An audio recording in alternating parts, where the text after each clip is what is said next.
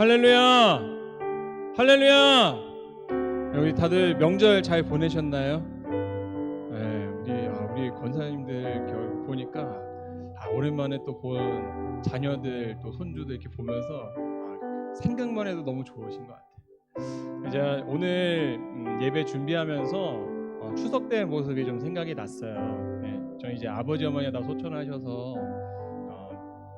설에는 분당에 사는 큰 이모 댁에 한번 방문을 하고 추석 때는 포천에 사는 작은 집에 방문을 하는데, 작은 어머니도 이제 뭐 79 되시면서 많이 힘드신 거야. 그러니까는 찾아오면은 그래도 왔으니까 음식도 차려주고 싶고 하시는데 하시는 게 막 보여. 또 제 사촌 형들 가족들도 있으니까 그래서 하려고 하는데 몸이 따르지 않는 거예요. 그래서 하면서도 몸이 너무 힘들다고 계속 애구 이렇게 하시면서 하는 거 봤습니다. 근데 한편으로는 또 그런 생각이 들었어요. 저희 작은 어머니는 예수님 안 믿거든요. 예수님 안 믿다 보니까는 몸이 이렇게 아픈데도 해야 되나? 막 그런 생각. 자녀들 오는 건 너무 좋지만 한편으로는 또 일은 하기 싫은 그런 모습을 제가 옆에서 보면서 그래도 살아계시지 않냐고. 우리 어머니는 내가 39, 40 된 거를 못 보셨다고. 보시잖아. 감사하면서 하면 좋겠다고. 제가 그렇게 얘기하고 응원하면서 왔는데 헌신할 때의 마음이 그렇지 않을까. 우리가 좋은 마음으로 하지만 우리의 현실을 보다 보면은 가끔가다 힘들고 지칠 때가 많습니다. 그런데 하나님께서는 설령 우리의 현실 때문에 다 하지 못하더라도 마음속에서 그 기쁨이 멈추지를 않기를 원하시지 않을까. 그렇게 하는 것을 더 기뻐하지 않으실까. 좀 그런 생각을 해보았습니다. 오늘 함께 찬양하실 때 그런 마음으로 찬양했으면 좋겠어요. 하나님께로 더 가까이 갑니다. 가기 싫어서 억지로가 아니라 정말 때로는 힘들지만 그렇지만 저 기쁘게 갈게요. 그런 마음으로 함께 찬양하며 나가겠습니다.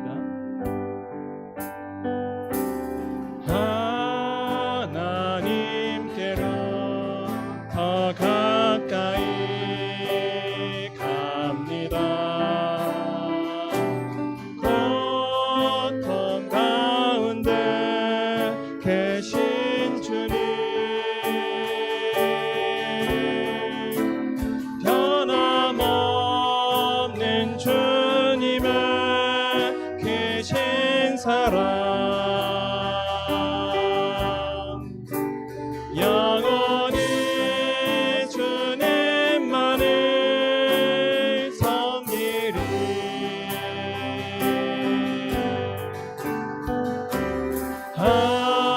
하나님께로 더 가까이 갑니다. 고통 가운데 계신 주님,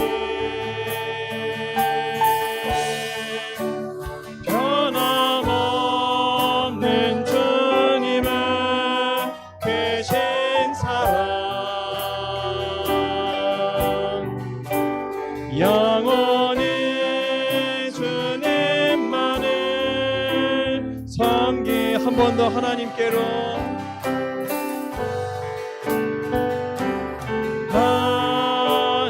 하나님께로 더 가까이 갑니다.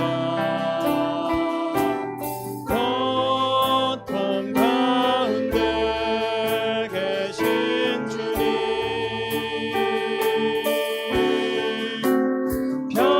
변함없는 주님의 계신 사랑,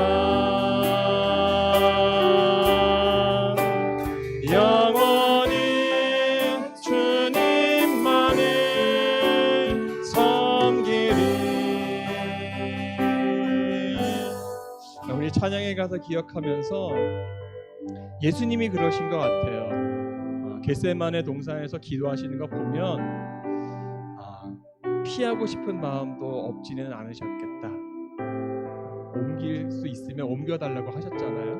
그렇지만 하나님께서 가라고 하셨기 때문에 그런 마음이 있음에도 불구하고 온전한 순종으로 나아가신 모습을 보는데 오늘 우리의 예배가 그런 예배 되었으면 좋겠습니다.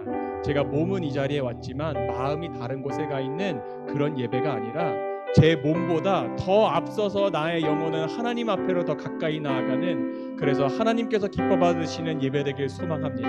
우리를 한 사람 한 사람을 성령님 이끌어 주옵소서. 함께 기도하며 나아가겠습니다.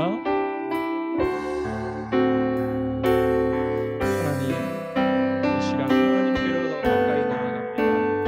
주님 앞으로 나아갈 때 우리의 상황과 환경을 넘어서서, 그것을 넘어서서 역사하시는 하나님을 바라보며 주님 앞으로 가까이 나아가길 소망합니다. 우리의 환경은 여전히 어렵고 힘들지 모릅니다.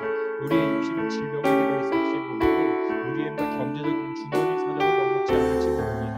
그러나 하나님, 그 놓여져 있는 상황에 하나님께서 그 상황 가운데에서도 하나님을 찬양하고 예배하고 주신 환경이 나오면서 기억하며 십자가를 앞에 두고 기도하시는 예수님을 기억하며 우리의 온 마음과 정성을 다하여서 하나님 앞에 나아가는 이 시간 되게 하여 주시옵소서. 그렇게 기뻐 받으시는 예배 되기를 소망합니다.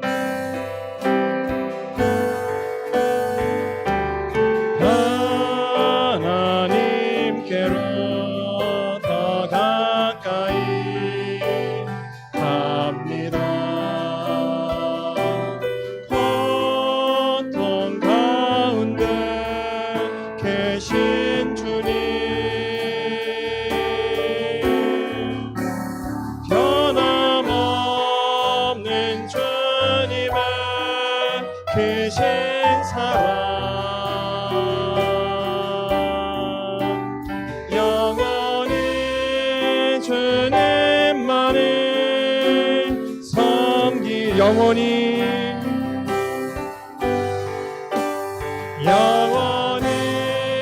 주님만을 섬기리.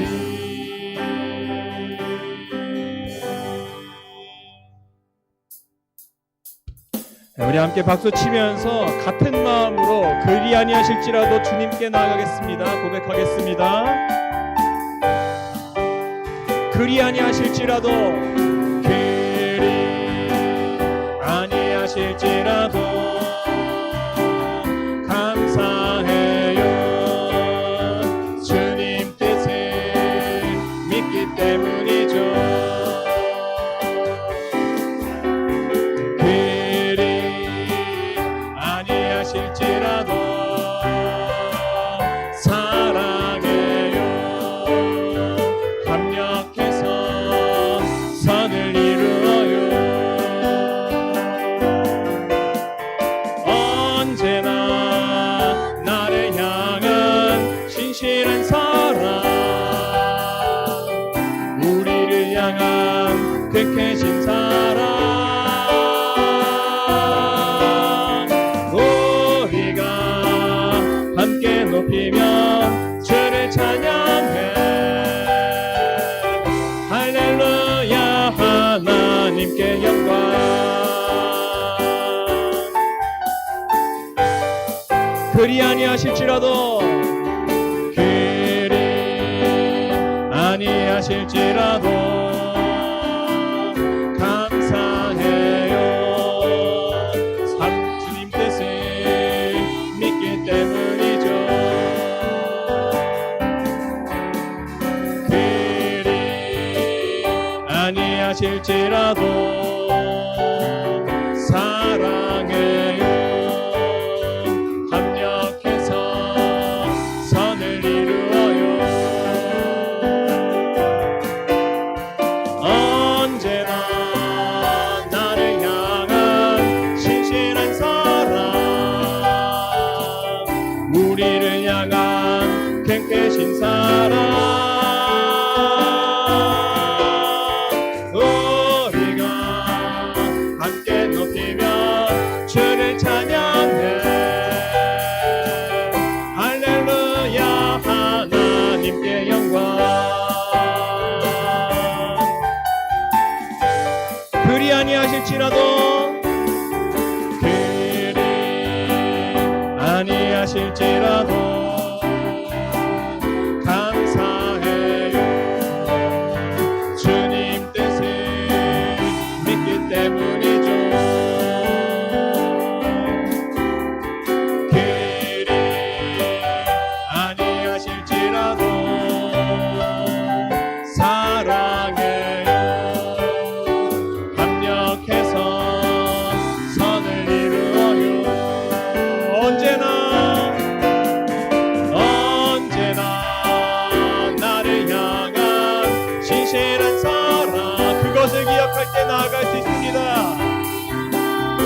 계신 사랑 우리가 함께 높이며 주를 찬양해 할렐루야 하나님께 언제나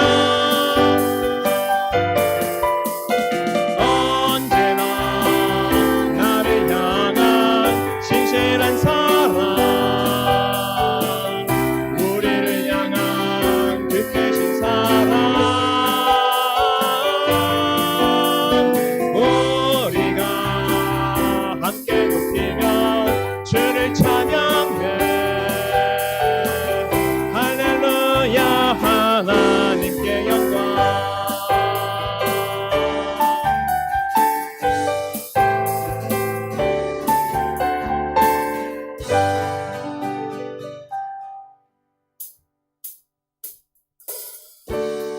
그 길을 나아갈 때 예수님 말씀대로 그 의를 먼저 구하는 믿음을 갖기를 소망하며 함께 찬양하겠습니다. 먼저 그 나라와 의를 구하라 그 나라와 그 의를 그리하면 이 모든 것을 너희에게 더하시 먼저 그 나라와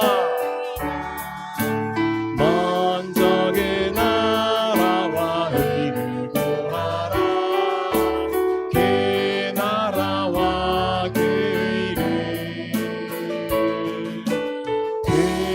그리하면 이 모든 것을 너희에게 더하시리라.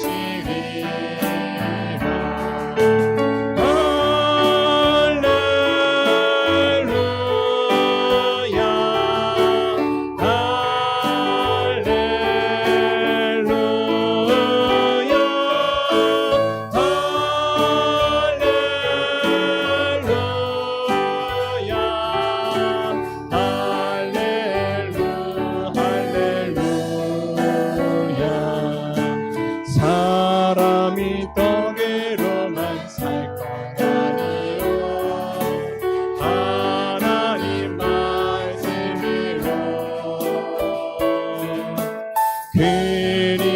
그리하면 이 모든 것을 너희에게 더하시리라.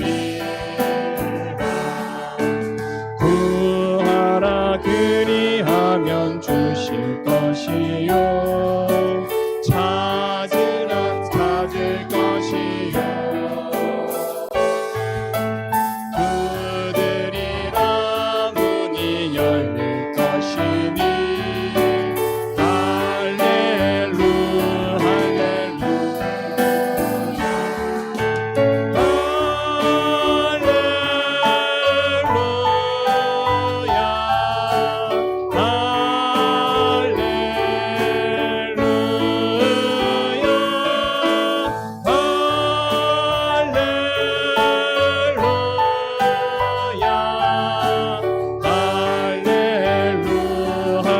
할렐루야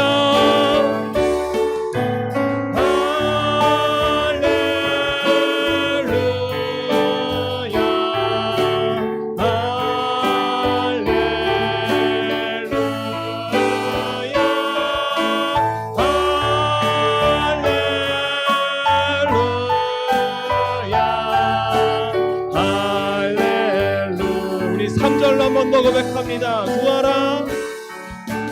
구하라 그리하면 주실 것이요 찾으라 찾을 것이요 두드리라 문이 열릴 것이니 우리가 구해야 할 것은 먼저 그 나라와 그 의입니다. 먼저 그 나라와 먼저 그 나라와 의를 구하라 그 나라와 그 의를 그리하면 이 모든 것을 너희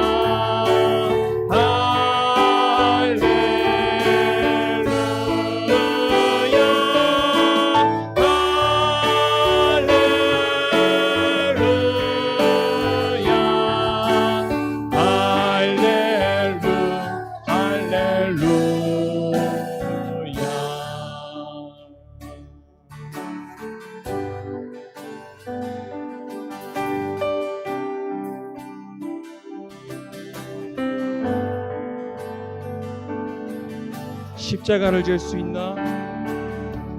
십자가를 질 수 있나? 주가 물어보실 때 죽기까지 따르오리. 저들 대답하였다. 너는 기억하고 있나? 너는 기억하고 있나? 구원받은 강도를 네가 회개하였을 때 낙원 허락받았다.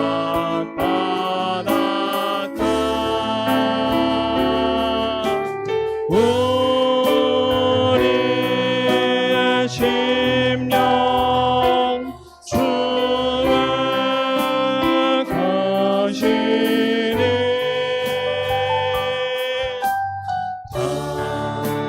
당신의 형상 만드소서.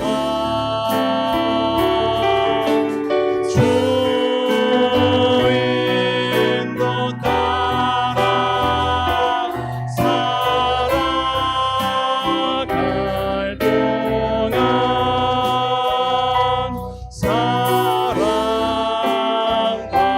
사랑하소서. 늘 바치오리다.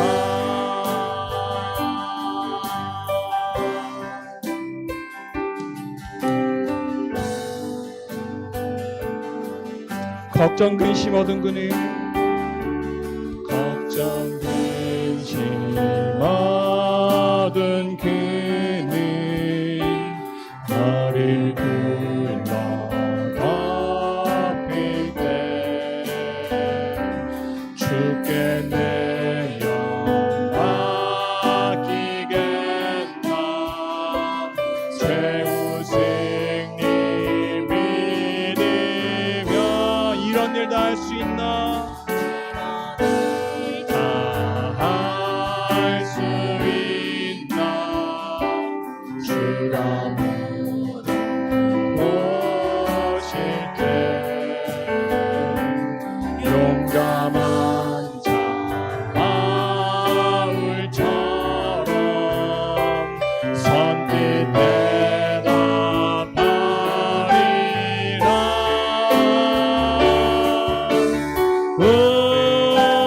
우리의 심령 주의 것이니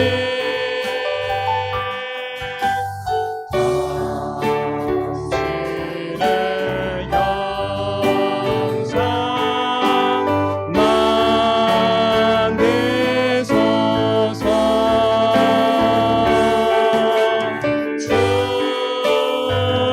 주인도 따라 살아갈 동안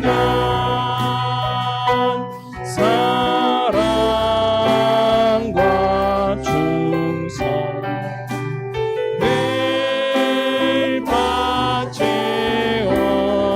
우리 함께 목소리로 고백합니다. 우리의 심령 우리의 심령 주의 것이니 당신의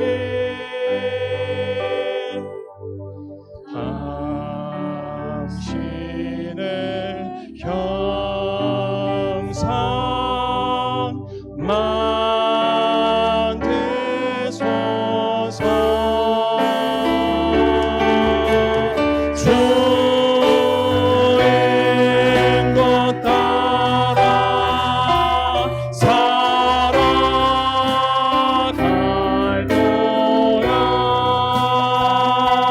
사랑과 충성 늘 바치오리. 사랑과 충성, 사랑과 충성 늘 바치오리다.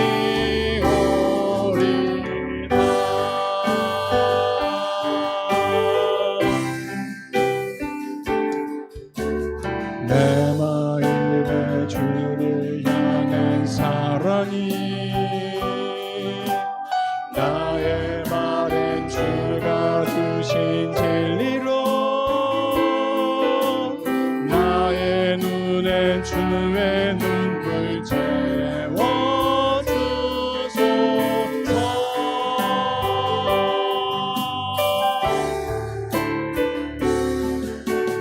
내 입술에 찬양의 향기가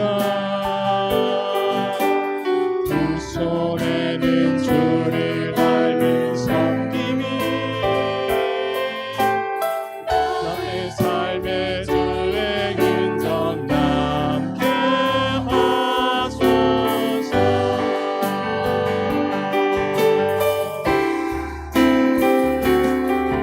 하나님의 사랑이 영원히 함께하리.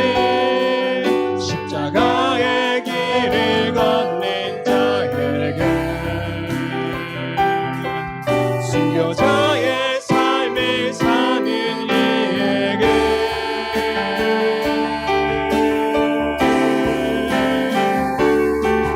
조롱하는 소리와 세상 유혹 속에도 주의 순결한 신부가 되리라. 내 생명 주님께 드리. 우리 함께 찬양해서 일어나 고백합니다. 하나님의 사랑이, 하나님의 사랑이 영원히 함께하리. 십자가의 길을 걷는 자에게 순교자의 삶을 사는 이에게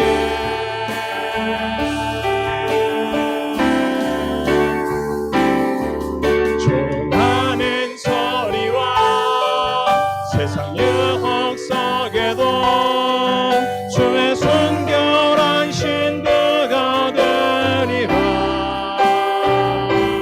내 생명 주, 내 생명 주님께, 내 생명 주, 내 생명 주님께, 내 생명 주님께 드리리.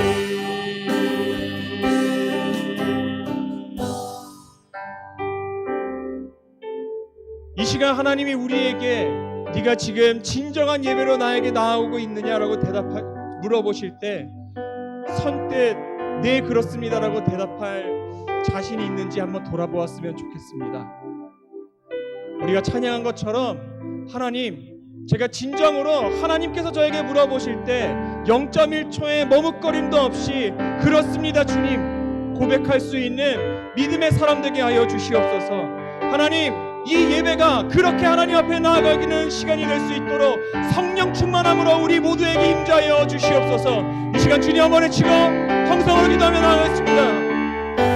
주여. 하겠습니다. 느헤미야서 11장 1절과 2절만 같이 읽겠습니다. 자, 느헤미야서 11장 1절과 2절만 같이 함께 읽겠습니다. 자, 시작. 백성의 지도자들은 예루살렘에 자리 잡았다. 나머지 백성은 주사위를 던져서 10분의 1은 거룩한 성 예루살렘에서 살게 하고 10분의 9는 저마다 자기의 성읍에서 살게 하였다. 스스로 예루살렘에서 살겠다고 자원하는 사람 모두에게는 백성이 복을 빌어 주었다. 아멘. 자리에 앉으시고 기도하겠습니다. 사랑이 많으신 아버지, 저희들이 하나님 말씀 앞에 우둔한 자로 아둔한 자로 설 때가 많습니다. 때때로 지혜를 가지고 서기도 하지만 저희들의 지혜 이상 그리고 저희들이 아는 것 이상 성령께서 깨닫게 하시고 들려지게 하시며 마음에 결심 있게 이 시간 도와주시길 원합니다. 우리의 마음에 장벽들이 있다면 또 우리들에게 있는 세상의 말들 또 성경 말씀도 거르고 거르는 그런 필터가 있다면 이 시간은 다 녹아지고 내려놓게 하셔서 하나님의 말씀이 그대로 우리들 마음속에 들어오게 하시고 들려지게 하시며 자리 잡게 도와주시길 원합니다. 감사드리며 예수님 이름으로 기도드렸습니다. 아멘. 네, 계속해서 느헤미야서를 보고 있는데요. 자, 느헤미야서는 어떤 겁니까? 3차 바벨론에서 포로 귀환해 가지고 느헤미야와 성도들이 이제 52일 만에 급하게 성벽, 예루살렘이 조그맣진 않아요. 큰 성벽을 다 재건하는 일을 했습니다. 얼마나 부지런히 했겠습니까? 제가 상태가 안 좋아요. 조금만 소리 좀 높여주세요. 네. 그렇게 성벽까지 다 재건한 다음에 에스라 학사를 불러가지고 백성들이 성전에서 발견된 율법서를 낭독하게 했는데 율법서 말씀을 들으니까 마음이 녹아내리는 거예요. 너무 슬픈 거예요. 왜 이걸 몰랐지? 이전에 하나님께서 우리에게 말씀해 주신 모세를 통해서 말씀해 주신 거 성경에 기록되어서 성전 안에 있었는데 왜 우리 조상들은 우리는 몰랐지? 그러면서 그 말씀을 들으면서 너무 우는 거예요. 말씀이 우리에게 이렇게 소중한데 말씀대로 안 살아가지고 지금 우리가 포로로 잡혀갔다가 이 고생 저 고생 다 하다가 여기 왔는데 여기서도 지금 하나님의 터전 앞에 우리는 제대로 살지도 못하고 방해자들, 침략자들 때문에 고생하고 뭐 그런 후회감도 있고 그래서 막 울었어요. 그랬더니 에스라 느헤미야가 울지 마. 지금 울 때가 아니야. 그러면서 다시 마음을 추스리라고 위로해 줬습니다. 그러고 나서 백성들이 다시 모여가지고 말씀 들려주세요. 그래서 에스라가 말씀을 읽는데 그 말씀이 들려지는 말씀 족족 우리 그대로 할게요. 그래서 모세를 통해서 이제 초막절을 지키게 하셨는데 그래 우리도 초막절 지금부터 지키겠습니다. 그래서 지난주에 비로소 다시라고 말씀드렸는데 여호수아를 통해서 요단강 건너가지고 이스라엘 백성들이 그렇게 들어온 이후로 초막절을 한 번도 안 지켰던 거예요. 성경에는 주님께서 초막절 지키라고 그렇게 말씀해 주셨는데 뭐 초막절 절기가 아니잖아요. 그 안에 녹아져 있는 하나님의 뜻과 역사가 있잖아요. 근데 그것을 다 거스르고 이 핑계 저 핑계 대고 한 번도 절기를 제대로 지키지 않았던 이스라엘 백성들이 이제 지키자. 근데 결심을 합니다. 그래서 결심을 해가지고 이제 비로소 다시 말씀 앞에 다시 서는 역사들이 있었습니다. 자, 여러분, 우리가 인생을 살아가면서 여기 신앙생활을 또 하면서 결심들을 다 하셨었죠. 예전에 얼마나 많은 결심들을 하셨습니까? 나 하나님의 뜻대로 살 거야. 나 세상에 있는 영화, 영욕 이런 것 다 없어도 좋고 나는 주님의 뜻대로 살다가 하나님 나라에 가는 게 내 인생 소원이야. 이런 결심들 참 많이 하셨었죠. 근데 그거 다 어디로 갔는지. 이스라엘 백성들만 뭐라고 할 게 아니라 우리도 요단강 건너오는 그 순간부터 다 잊어버리고 내 마음대로 실컷 살고 하다가 어느 순간 또 우리도 후회하는 삶으로 주님 앞에 천국 요단강 건너가는 날 내가 왜 이렇게 살았지? 이렇게 후회할 날도 있을 것이라 생각을 합니다. 10장에 와서 이스라엘 백성들이 이제 막 가진 그 결심들을 다시 합니다. 이방 사람들하고 결혼하지 말라고 했으니까 이제까지는 솔로몬을 비롯해서 수많은 사람들의 결혼 방식이 뭐냐면 결혼은 출세의 길인 거예요. 내 안정을 취하는 길이었다는 거예요. 그래서 어떻게든지 나보다 좀 괜찮은 배우자를 선택하고 또 저쪽 나라 사람 딸하고 결혼하면은 쳐들어오지는 않겠구나. 안전하게 만들려고 하는 하나의 거래 수단으로 결혼이 만들어졌고 지금 이 나라에도 결혼이라는 제도가 얼마나 그런 형태로 지금 변질되어 가고 있습니까? 자, 이런 내가 필요한 대로 내 방식대로 하나님께서 제정하신 결혼은 그게 아닌데 또 하나님께서 말씀하신 제정하신 삶의 방법들은 그게 아닌데 다 자기 마음대로 변질시켜 버리는 거예요. 신앙생활의 스타일도 다 바꿔버립니다. 어디 혼자서 집에서 이렇게 뭐 유튜브 보고 이 유튜브, 내일은 저 유튜브, 오늘은 숏커트 짧게 예배드리고 바쁘니까 뭐 이런 거를 누가 만들었어요? 근데 다 신앙생활을 지금 다 바꿔가고 있어요. 기도 바쁘면 안 해. 아이, 말씀도 그렇고 그냥 들으면 되지. 이렇게 이제 됐다는 거죠. 그런데 지금 이스라엘 백성들이 10장에 와서 이방 사람들과 결혼하지 말라고 했으니까 그럼 지금부터 안 하겠습니다. 안식일을 지키라고 했으니까 지금부터 안식일을 지키겠습니다. 신년을 지키라고요? 신년에는 이게 얼마나 어려운 건지 그동안 열심히 노력해가지고 만들어놓은 재산 다 돌려줘야 되는 거예요, 그 사람들한테. 여러분, 이게 쉬운가요? 쉽지 않아요. 내가 애써서 만든 재산들을 다른 사람들에게 나눠준다는 게, 그냥 돌려보낸다는 게. 신년을 지키겠습니다. 그리고 성전세도 드리겠습니다. 그래서 성전이 허물어지거나 보수를 해야 되는데 아니면 성전에서 일하는 사람들이 배고파갖고 허덕이고 레위인들이 그 일들을 하다가 굶어 죽으니까 그거 그만두고 다른 데 가가지고 종살이하고 실제로 그런 일들이 많았어요. 레위인들이 다른 직업을 가진 일들이 얼마나 많은지 몰라요. 제사장들이 이중직, 지금 요즘 말하는 목사님들이 이중직, 겸직하는 거 이때 당시에도 많았어요. 역사로 이사야서도 나오고요. 실제로 지금 있는 현상과 똑같아요. 자, 이런 일들이 있다 보니까 이제는 그거 안 하고 하겠습니다. 성전에 제가 제물 드리고 헌금 드려서 목사님들이 아니 제사장들이 딴짓하지 않고 먹을 게 없어가지고 자식 가르칠 저기가 없어서 다른 거 안 하고 그냥 열심히 하나님만 섬기게 하겠습니다. 이런 일들이 이제 10장에 결단이 있었다는 것입니다. 이것을 한마디로 말하면 헌신의 삶이라 이렇게 말할 수 있습니다. 헌신이요 쉬운 게 아닙니다. 근데 헌신이라는 말이 너무너무 많이 있는 거예요. 그래서 헌신을 가지고 이제 어떻게 말하냐면 포장을 하기 시작합니다.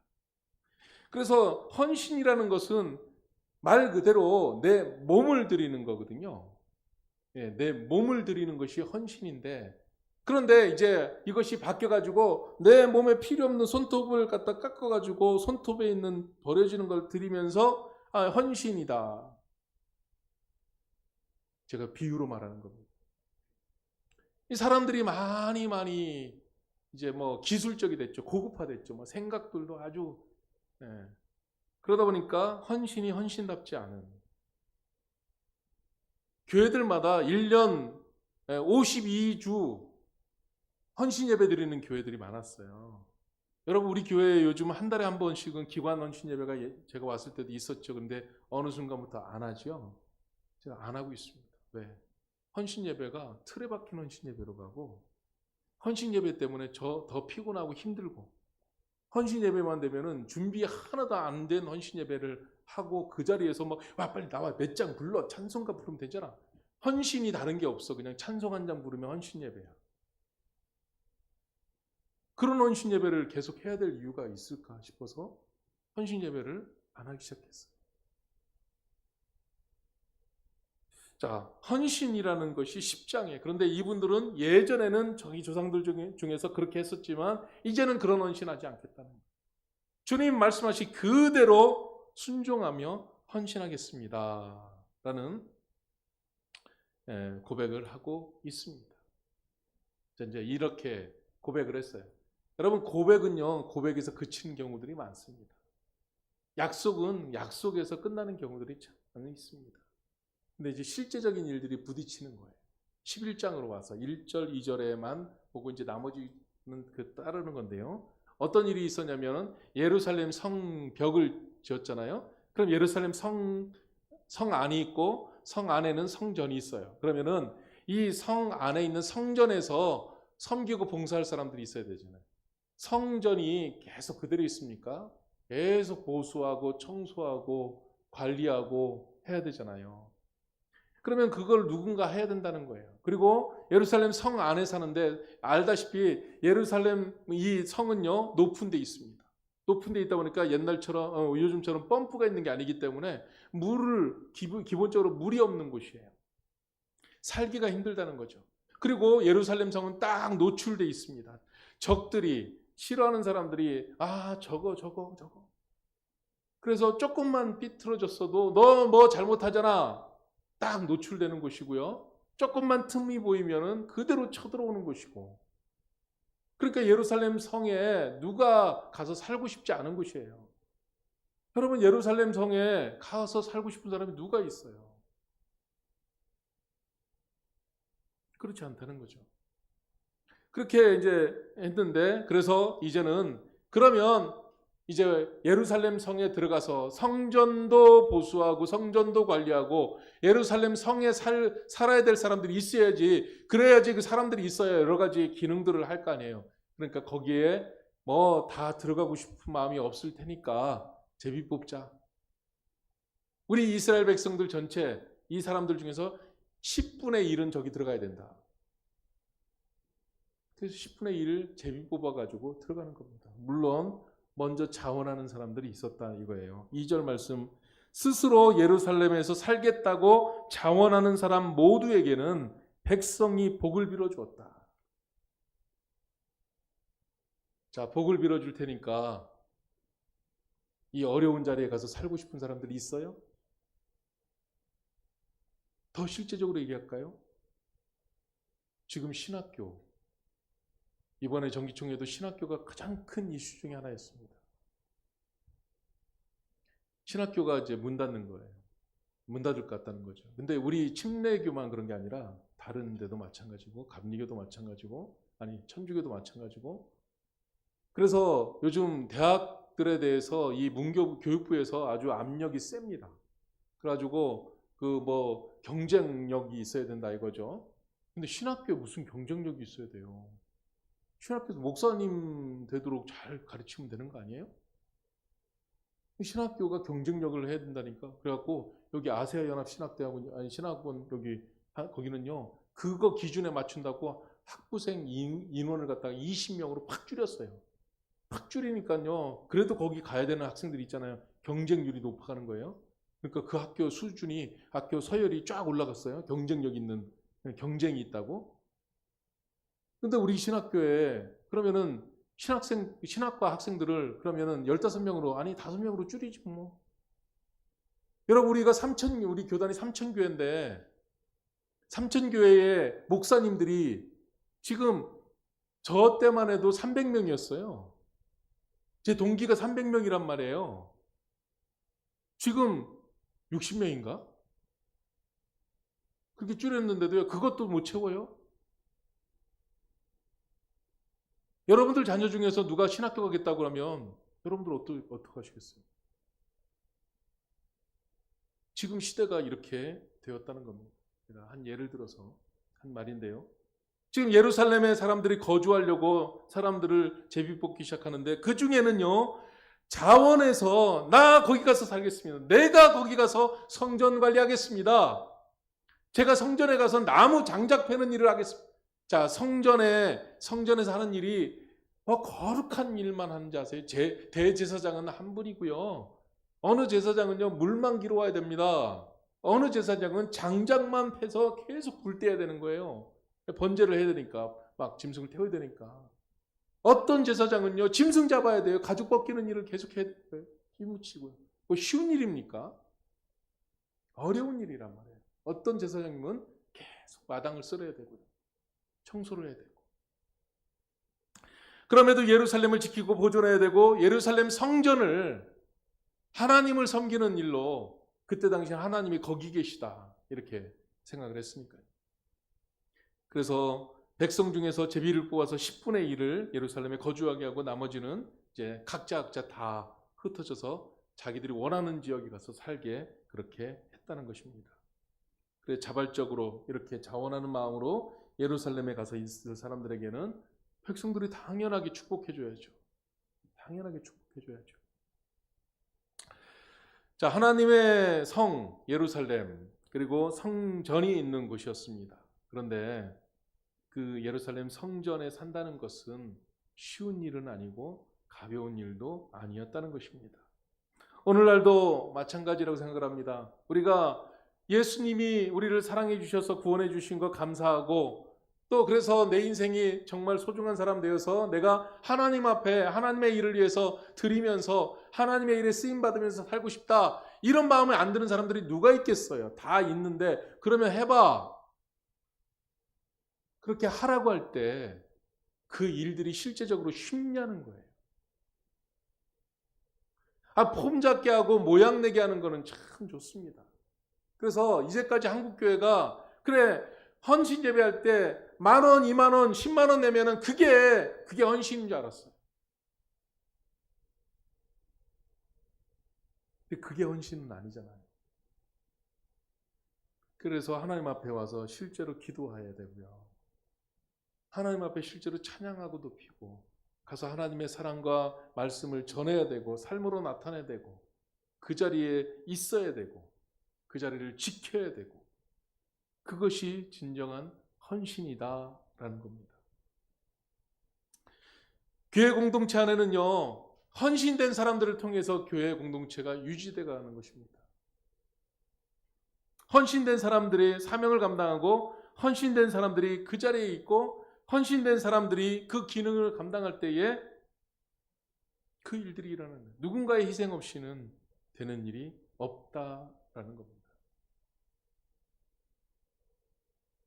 제가 자주 우리 교회 처음 안수집사님, 우리 지방에 처음 안수집사님 되신 분이 집이 저쪽이었는데 교회가 보이는데 교회 앞으로 와요. 왜 이사를 온 이유가 교회 일에 쓰임 받아야 되고 교회가 눈앞에 보여야 교회 일을 하지.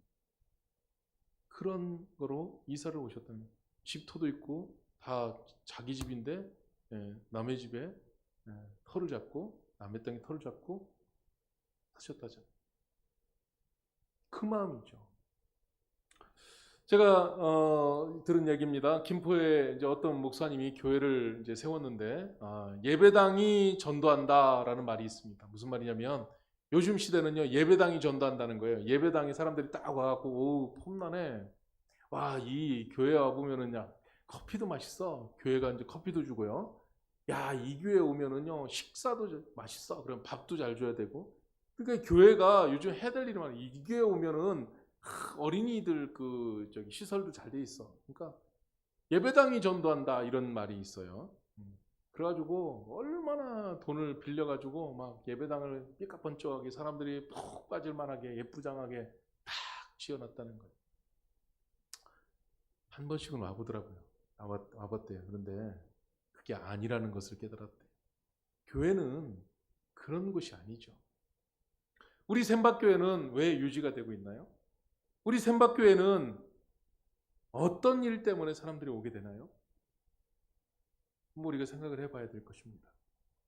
우리 교회가 70년의 역사를 가지고 여기 왔는데 여기 마치 스스로 예루살렘에서 살겠다고 자원하는 사람, 이런 사람인 것처럼 그 자리를 지키며 그렇게 살아오신 분들, 더 좋은 조건들 있으신 분들이 있지만 떠나지 않고 이 자리를 지키면서 이 자리에서 헌신하면서 내 마음을 비우고 내 기호대로 가는 것이 아니라 하나님의 뜻을 앞세워서 그렇게 헌신된 사람들이 있었기 때문에 우리 교회가 지금 여기에 있다고 생각을 하는 것입니다. 그래서 이제 3절부터는 여기에 보니까 그렇게 거주한 사람들 이름을 직접 다 적고 있습니다. 성경책에 이 사람들 이름을 다 3절 예루살렘에 자리 잡은 지방 지도자들은 다음과 같다 그래가지고 레위 사람들 집안 베냐민 자손들은 어디 누구누구고 뭐 그 다음에 마아세야 사람들은 누구누구고 이렇게 해서 다 적고 있다는 거예요. 여러분, 하늘나라에 책이 두 권 있다고 그러잖아요. 생명책이 있고 행위책이 있다고 그러잖아요. 하나님께서 우리의 모든 행동과 우리의 모든 삶을 잊어버리지 않으시고 다 기억하고 계시다는 거죠. 다 알고 계시다.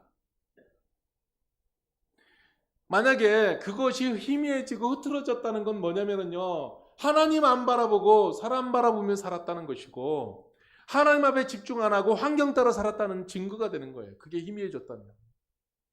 우리는 하나님 앞에 살아가는 사람들 아닙니까? 그렇기 때문에 사람들이 칭찬 안 해도, 사람들이 안 바라봐도 우리는 하나님 앞에서 내가 맡은 바 된 그 자리, 그 길을 걸어가는 거예요. 그것이 우리의 삶이 되어야 한다는 것입니다. 각기 다른 사람들이었지만은 그들은 한 공동체로서 예루살렘 성에 머물 때는 자기들의 주장과 자기 삶을 다 양보하고 공동체, 거기서 원하는 바대로 원하는 일을 하면서 그렇게 살아갔던 것을 볼 수가 있습니다.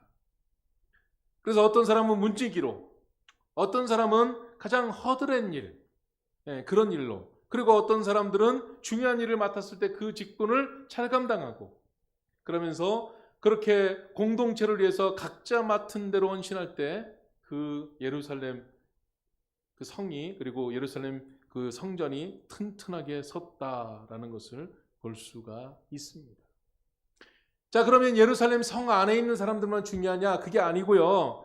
25절부터 그 뒤에 나오는 것은 예루살렘 그 바깥에 각 지방에 있는 사람들, 그 사람들의 이름도 거기에 적혀 있는 것을 볼 수 있는데, 그 사람들 중에서도 자기의 책임을 잘 감당하는 사람들, 그래서 몸은 떨어져 그곳에 살고 있지만 항상 예루살렘을 기억하고 그곳을 위해서 헌신하고 또 그것에 자기 역할을 감당하는 사람들, 이런 사람들을 여기 적고 기록하고 있는 것을 볼 수가 있습니다.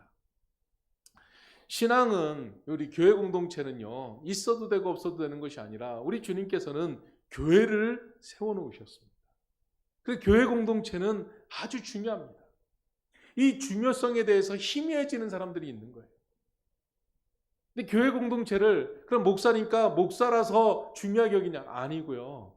우리 주님께서 성경에 교회를 중요하게 여겨 놓으셨어요. 주님이 중요하게 여기시는 그 교회를 사랑하는 것, 교회를 위해서 헌신하는 것은 하나님을 섬기는 일입니다. 하나님 앞에 믿음으로 살아가는 것이 되는 겁니다. 그래서 우리가 신앙적으로는 개인적으로 하나님을 만나는 거지만은 이 역사를 이뤄가는 데 있어서는 공동체를 통해서 하나님의 역사를 이뤄가게 만들어 놓으셨다는 것입니다.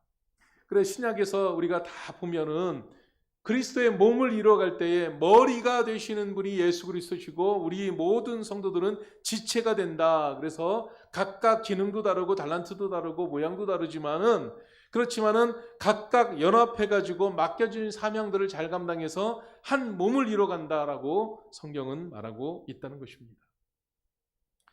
자기 안전과 편리함만을 추구하는 게 아니라 오히려 공동체를 위해서 나의 편안함과 나의 안전을 유보하고 그 다음에 함께 나갈 때 그것이 바로 헌신이 되는 것인데, 그 헌신이 더 아름다운 역사들을 만들어낸다라는 것을 성경은 우리에게 말해주고 있습니다.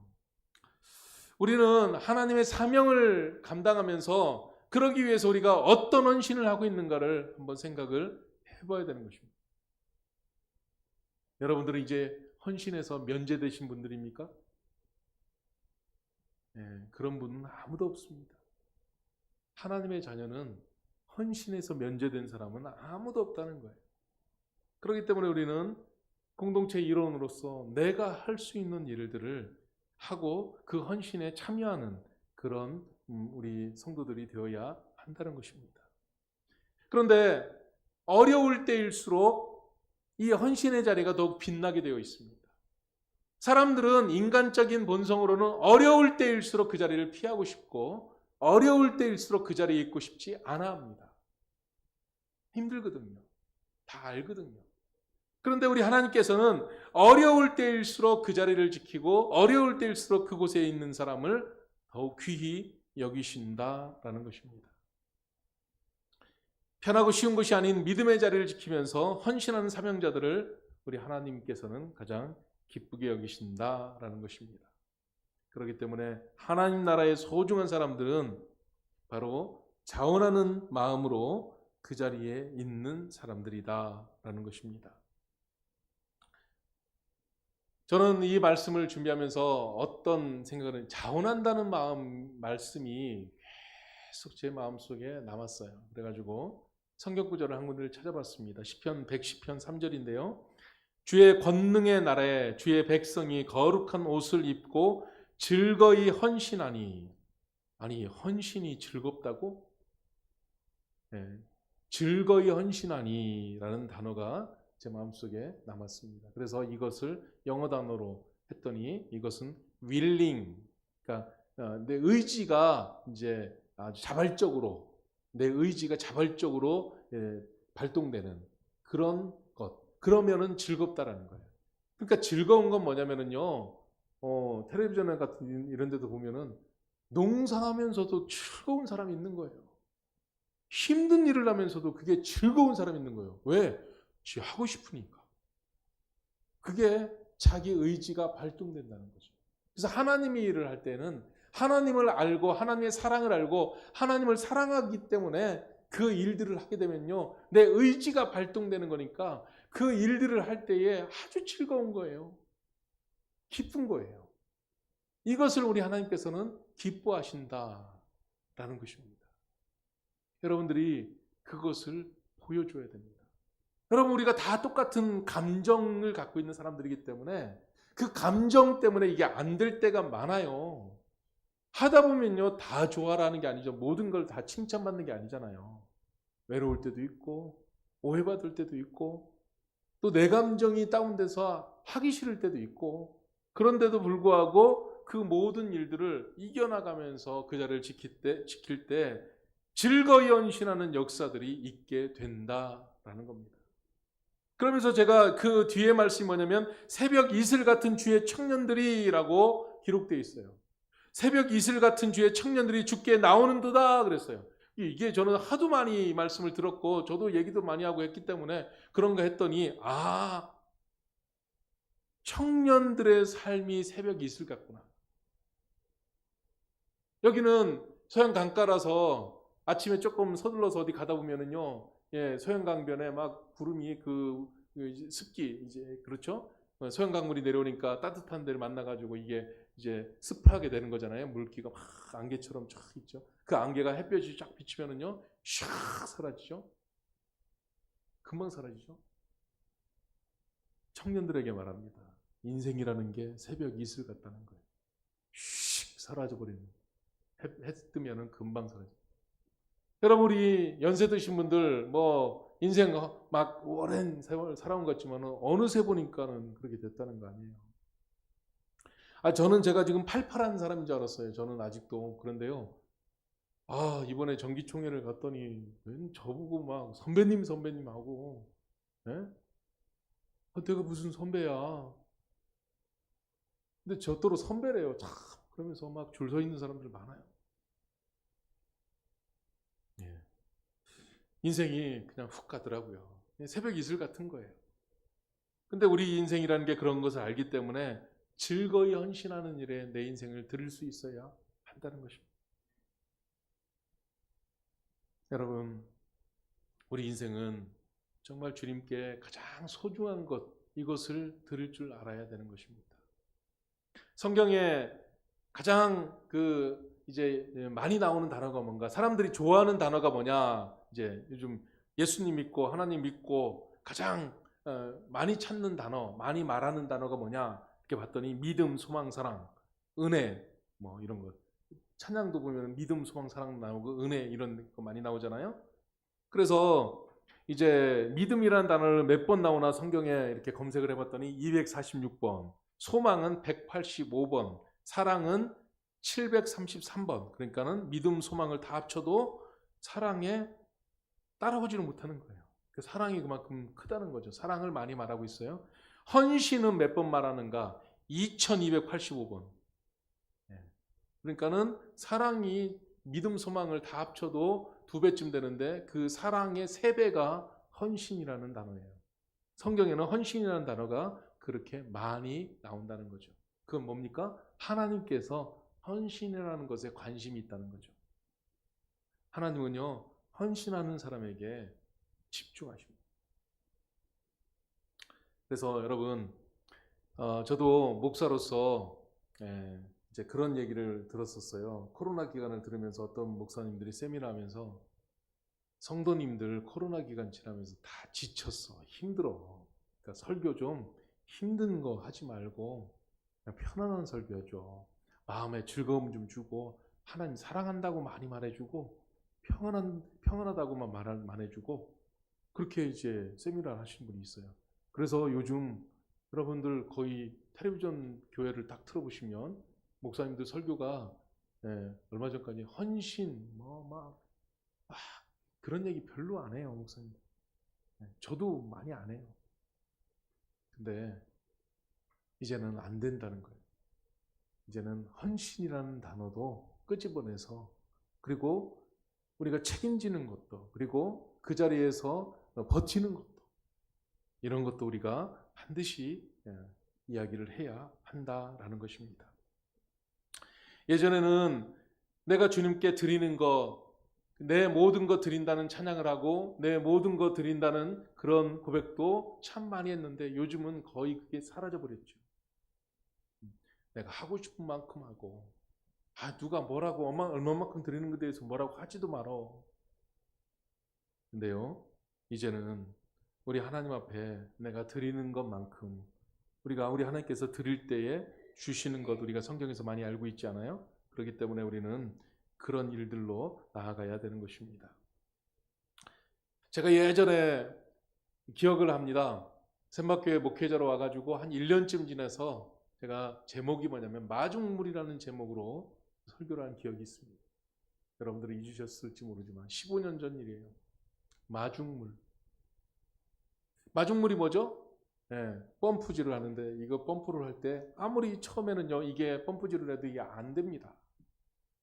그 펌프 안에다가 물 한 바가지 떠와가지고 그 물을 갖다 거기다 분 다음에 펌프질을 해야 그 물이 차서 그래서 이게 이제 끌어올리기 시작해가지고 그러니까 그 물이 버려지는 물 같지만 그 마중물이 들여질 때 마중물이 거기에 사용될 때 다른 새로운 신선한 물들이 끌려 나오게 되는 역사들이 있게 된다라는 것이었습니다. 여러분 여기에 계신 분들 중에서 누군가가 마중물이 되어야 됩니다. 제가 가끔 말씀드리지만 순교자가 있는 교회는 다르다고 말씀드렸어요. 제가 가보니까 그렇더라고요. 결단이 다르고 어떤 일을 할 때에 헌신의 정도가 다릅니다. 근데 그 누군가가 마중물이 돼야 되는 거예요. 그저 물이 얕아가지고 햇볕만 조금 고난이 조금 힘든 게 오면은 다 뜨뜻하게 데워져가지고 다 그냥 들어 누워가지고 있는 그런 것이 아니라 신앙의 깊이가 깊어서 그 누군가가 마중물이 그렇게 될 때 그럴 때 하나님께서 그 공동체에 큰 묵직한 복을 주신다라는 것입니다. 세상의 원칙도 드려야 받습니다. 남한테 많이 베푸는 사람은요 많이 대접을 받습니다. 원칙입니다. 하나님 앞에도 마찬가지예요. 하나님 앞에도 많이 드리는 사람이 많이 받는 것을 볼 수가 있습니다. 많은 사람들이 자기만을 위해서 육신을 씁니다. 근데 그러다 보니까는 건강이 안 좋아지는 경우도 있고 그런데요 우리가 하나님 앞에 나의 삶을 드리는 것 굉장히 중요한 것입니다. 건강한 교회, 어떤 교회가 건강한 교회가 되나요? 건강한 교회를 가만히 가서 들여다보면은요 진짜로 진실로 헌신하는 사람들, 말 안 하고 자기 안 드러내고 내세우지 않고 아니 나 이만큼 했는데 왜 저 사람들은 안 하는 거야? 신경질 짜증 안 내고 그냥 조용하게 헌신하는 사람들이 많은 교회가 건강한 교회가 되는 것입니다. 헌신을 해보면 그 믿음이 얼마나 튼튼해야 되는지를 알게 되는 것입니다. 그래서 이 헌신은요 몇 가지 법칙이 있습니다. 제가 짧게 이것만 말씀드리겠습니다. 헌신할 때는요 헌신의 대상이 누군지, 헌신의 주체가 누군지를 분명히 알고 해야 됩니다. 헛된 헌신을 하는 경우들이 많아요. 하나님 앞에서 하나님을 바라보고 헌신하시기 바랍니다. 헌신을 하는데 꼭 하나님 안 바라보고 옆에 사람 눈치 보고 헌신하는 사람들이 있어요. 그 헌신은 뭔지 아세요? 나 좀 알아줘. 나 이거 할 테니까 나한테 칭찬 좀 해줘. 나 대단한 사람이지.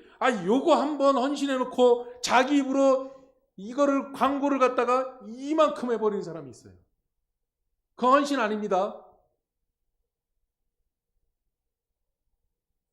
조작된 건 아니고 그냥 제작된 헌신이지. 네? 자기가 사람들한테 칭찬받을 제작된 헌신이죠. 헌신은 하나님 바라보고 하는 겁니다. 하나님께만 칭찬받으려고 하는 겁니다. 그런 헌신이 아니니까 누가 뭐라고 안 하고 누가 칭찬 안 해주고 누가 막 이렇게 등 긁어주지 않으니까 불만이 생기는 거고, 에이 안 해. 알아주지도 않고 누구도 뭐 아무 말도 없네 뭐. 저한테 와서 누가 목사님 누구한테 가서 목사님 얘기 좀 해. 그분이 이번에 뭐를 했는데 왜 목사님은 그거 말도 안 하고 있어. 어떡하라고. 하나님 앞에 한 거잖아요. 이런 일들이 많다 보니까 얇은 거죠. 얕은 거죠.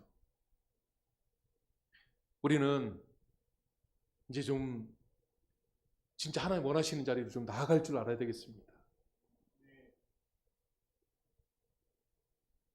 우리 하나님은 헌신할 자를 찾고 계십니다.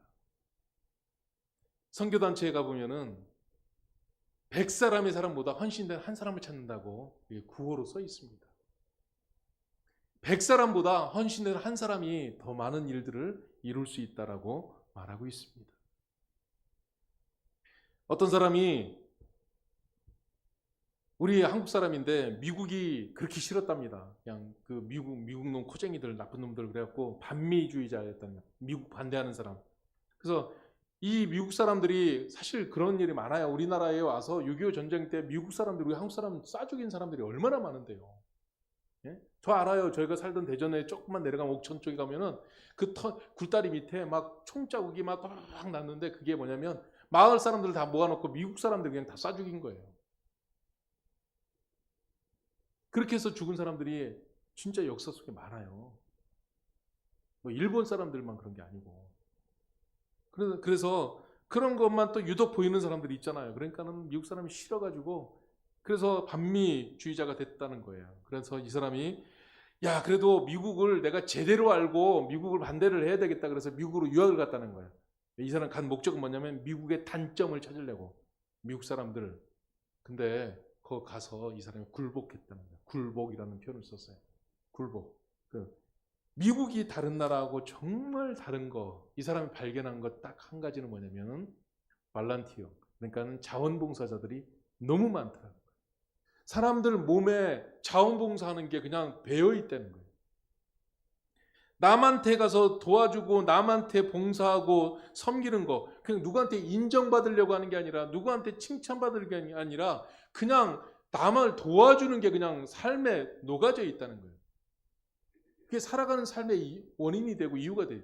그러니까 이 사람들은 저력이 있구나. 이 사람들은 그러니까 그걸 하면서 그렇게 좋아하고 남 도와주고 남 섬기는 걸 가지고 그렇게 행복해야 하더라는 거예요. 누가 안 알아줘도 칭찬 안 받아도 여기에서 힘이 있구나. 여러분, 우리가 하나님 앞에 나아가는 데 있어서 그런 믿음의 삶이 우리에게 있어야 한다는 것입니다. 분명한 사실 한 가지를 말씀드리겠습니다. 언젠가는 헌신하고 싶어도 헌신하지 못할 때가 올 것이고, 언젠가는 내가 드리고 싶어도 드리지 못할 때가 올 것이고, 언젠가는 내가 표현하고 싶어도 표현하지 못할 때가 올 것입니다. 새벽 이슬처럼 기회가 휙 지나가 버리는, 기회는 있을 때 해야 되는 것이죠.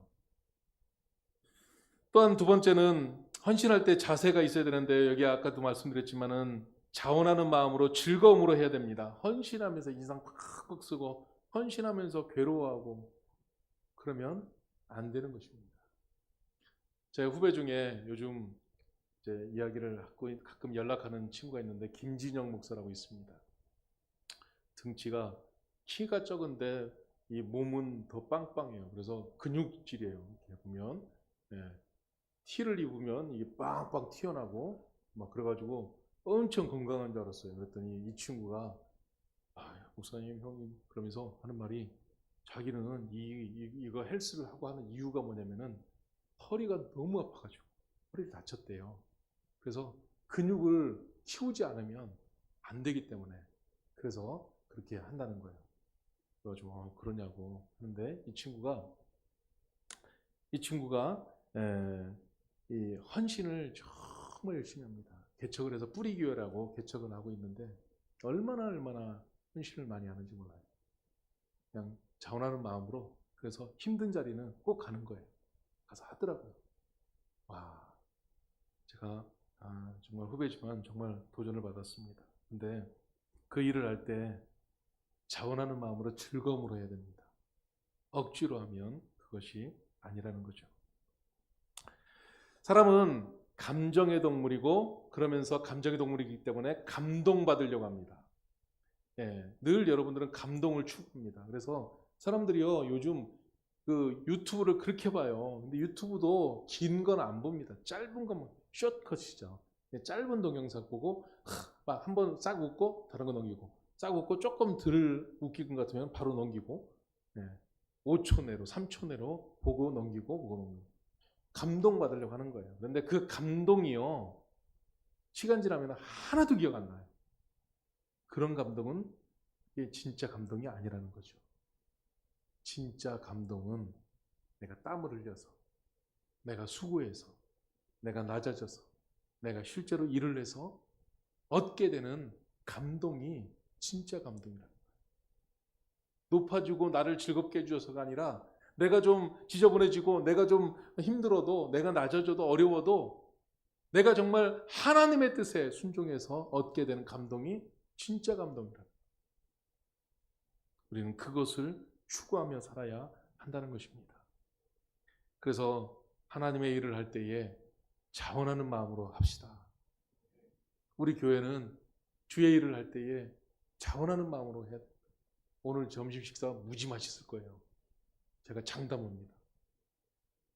왜 그런지 아세요? 막 어제부터 와서 막 그냥 집안 식구가 다 달라들어가지고 막 오늘 아침 또 일찍 와가지고 막 또 준비하고 막 그렇게 준비하는데 맛이 없을 수가 있어요? 네? 여러분, 우리는요 정말 우리가 성도들의 그런 모습을 보면은 또 누군가의 그런 모습을 보면은 내 마음이 즐겁잖아요. 내가 보기에도 그런 사람 보면 그런 모습 보면 좋은데 우리 하나님 보실 때는 얼마나 좋으시겠어요? 네? 정말 아무도 모르는데 와가지고 교회 막 섬기고 돌보면서 그리고 누군가를 위해서 가서 기도해주고 또 섬겨주고 가서 막 그 사람을 위해서 일부러 수고해주고 하는 것을 볼 때 그걸 볼 때 우리 하나님께서 얼마나 좋아하시겠냐라는 거예요. 그래서 마지막으로 이제 우리가 하나님 앞에 드릴 때 헌신할 때 우리가 많은 것 안 갖고 있어도 되는 거예요. 그냥 다 자기가 할 수 있는 만큼 하면 되는 겁니다.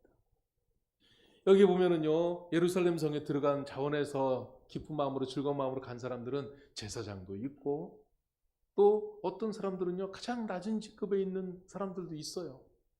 뭐 그렇다고 뭔 상관이 있나요? 그러니까는 다 자기 나름대로의 역할이 있다는 것입니다. 그래서 자기가 할 수 있는 것만큼 하면 됩니다. 단 하나님께서는요 최상의 것을 원하시고 최고의 것을 원하시고 최선의 것을 원하십니다. 아멘.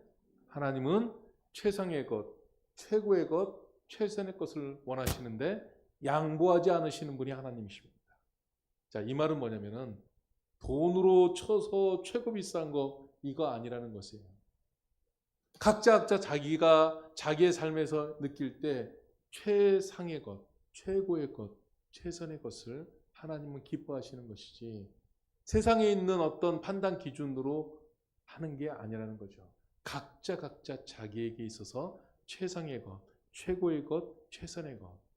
우리 하나님 이것에서 양보하지 않으십니다.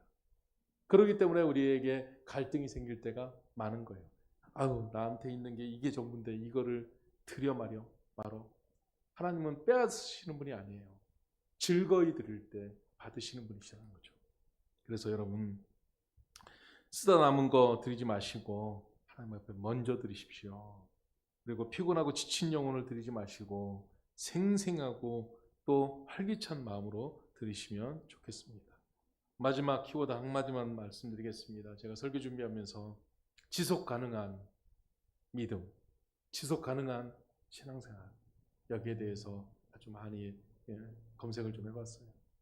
이 단어가 언제 나왔느냐? 1980년대 우리나라에서 환경 문제가 대두되면서 그동안은 있는 것 갖다가 다 써버렸는데 후손들에게 남겨줘야 되는 것 아니냐? 여기 있는 모든 자연환경들은 내 것이 아니라 후손들 건데 나도 잠깐 쓰고 가는 것이고 내 후손들이 쓸 건데 지속 가능한 환경들이 만들어져야 되지 않느냐? 뭐 이런 것이 이제 우리나라 속에 많이 강조됐죠. 우리의 믿음도 지속 가능한 믿음이 되어야 되는 것입니다. 이 부분에 대해서 다음에 또 이제 설교할 건데요. 이 모든 내용들이 바로 그런 지속 가능한 믿음들, 그래서 헌신이 생생한 헌신이 될 때, 자원하는 마음으로 즐거운 마음으로 하는 헌신이 될 때 이렇게 될 줄 믿습니다. 기도하겠습니다. 우리가 잠깐만 같이 기도하면 좋겠습니다. 우리 하나님은 우리를 사랑하십니다. 그냥 말로만 사랑하는 것이 아니라